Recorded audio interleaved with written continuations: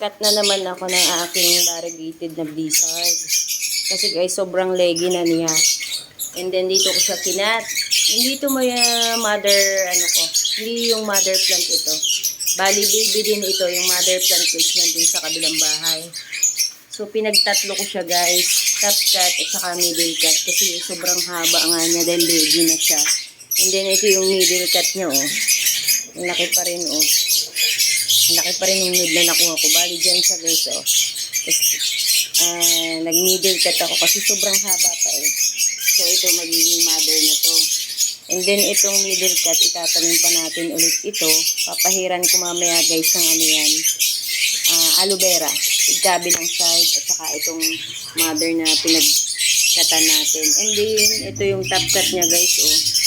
Ayan yung pinakang top cut niya. Kasi, ang leggy pa nga, oh. Sobrang leggy na niya. And then, ito yung bagong dahon niya guys, oh. And then, gano'n niya, oh. Ayan. So, ayan siya. Kailangan na natin magparami nito.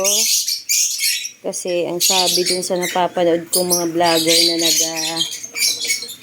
nagbebenta rin ng mga halaman, mga reseller din, is nawawala na raw yung variegated na blizzard, kumukunti na raw.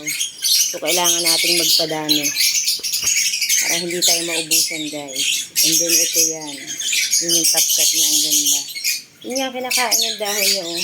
Meron talagang paminsan-minsan may kumakain, hindi naiiwasan. Bali, meron pa rin ako doon yung isang baby. Yung isa kasi yan, kung matatandaan niyo, binarter ko ng mga succulent. So, may isa pa naman tayong baby. Kasi nakabenta na ako ng dalawa nito guys eh.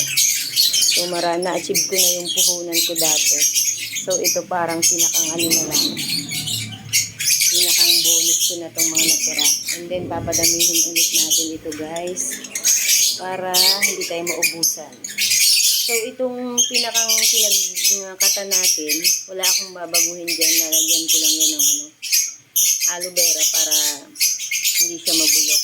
At hindi ko na rin muna yung ilalagay dun sa labas para hindi siya maulanan. At ito, kasi malaling malusaw ang mga ganyan guys. And then ito, sa shaded area din dapat ilagay yan. So, ang gagawin ko ngayon, magsasaksak ng mga bunot para itanim na sila. So, let's go guys. Itanim na natin sila. So, ito na guys. Na itanim na natin. At ito yung top cut niya. Ayan siya guys. Oh. So, dito muna ang pwesto nila sa shaded area na to. Hindi nakababad sa init at hindi rin bababad sa ulan. Anytime na umulan. So, dito lang siya mga 1 week. Pag itong mga dahon na to ay hindi nagdilawan at hindi matay, ibig sabihin, okay na yan. At pag lumabas na itong palibagong dahon, buhay na yan. And then, ito yung guys, yung middle. Pinahiran ko na yan ng aloe vera, pati yung ilalim sa lupa. Pati yung mother. So, magiging mother na siya. Kasi kinuha yung kanyang top cut at middle. So, sana hindi maano si mother at magsanga ng madami para medyo mapadami natin sila. Kailangan natin magparami ng blizzard guys. Kasi kumukunti na daw yan sa market, pati sa mga tindahan ng halaman. Ang ganda niya guys, oh. Saka nalaki ng dahon niya. Ayaw niyan guys, ang sobrang naiinitan na susunog din ang dahon nila. Sakto lang, yung parang kagaya dyan, oh, sa labas ko, oh, yan. Parang kagaya yan, oh. Ang net yan is, ayan nga, ganyan lang, doble.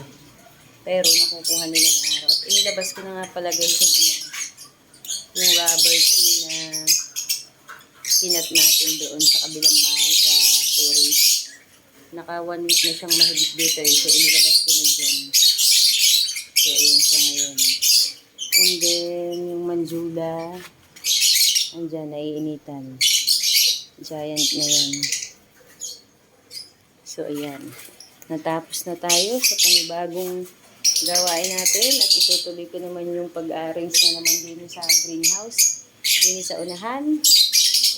Babaguhin ko na naman guys at papakita ko sa inyo yun. Ihahanay-hanay ko na naman siya ng bago.